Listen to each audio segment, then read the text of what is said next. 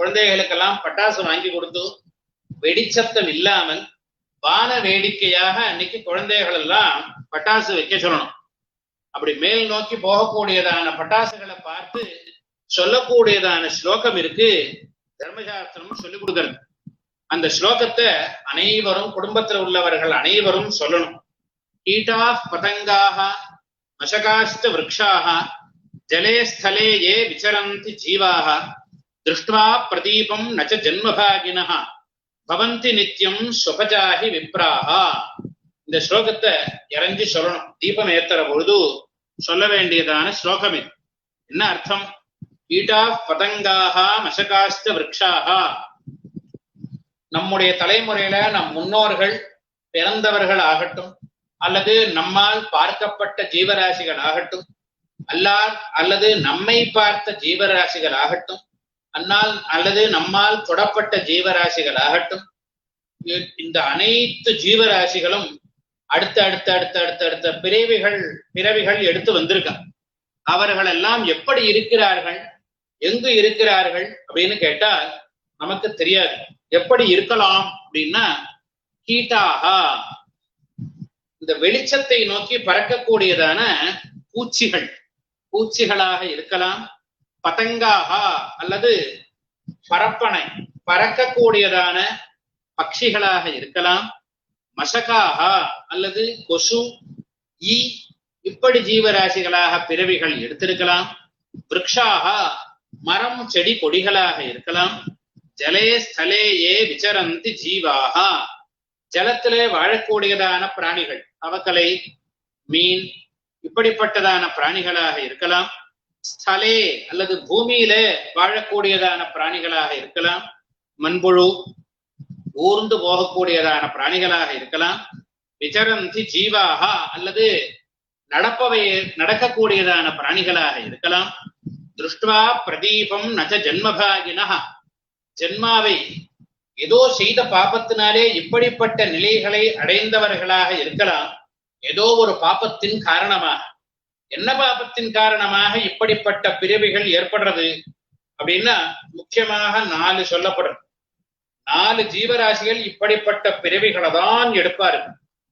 யாருன்னா, வேத நிந்தா, வேதத்தை திட்டுபவர்கள், வேதத்தை குறை சொல்பவர்கள், வேதத்தை அவமதித்து பேசுபவர்கள், இவர்களெல்லாம் இப்படித்தான் பிறவைகளை எடுப்பார்கள்.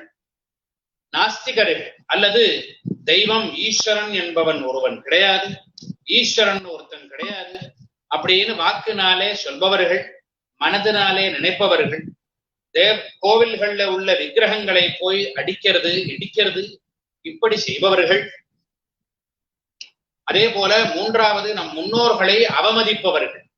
நம் முன்னோர்கள் நமக்கு பால் கொடுத்தோ நம்மை ஒரு ஆளாக வளர்த்து கொண்டு வந்தவர்கள், அவர்களுக்கு செய்யக்கூடியதான மரியாதையை செய்துடும்.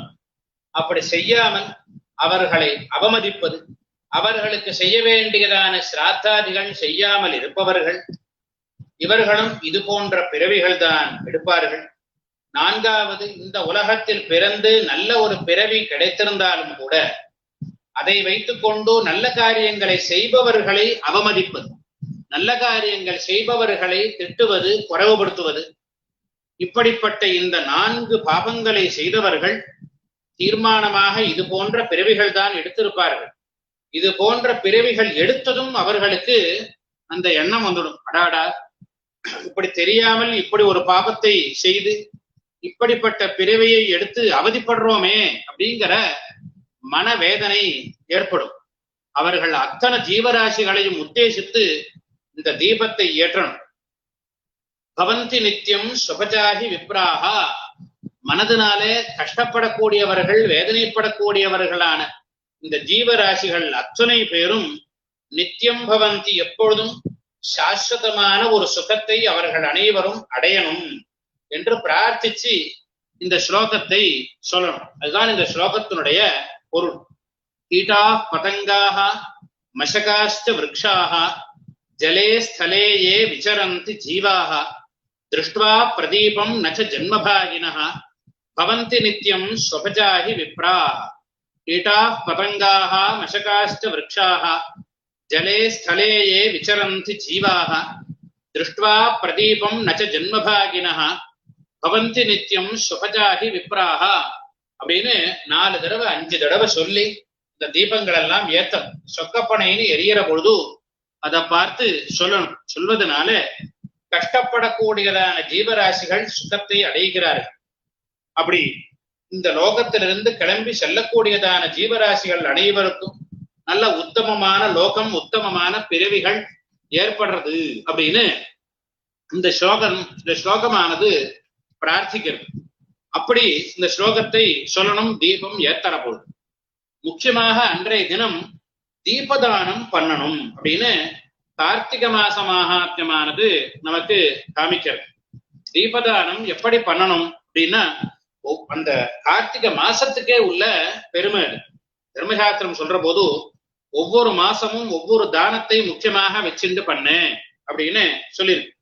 மேக சங்கிரமணே பானோகம்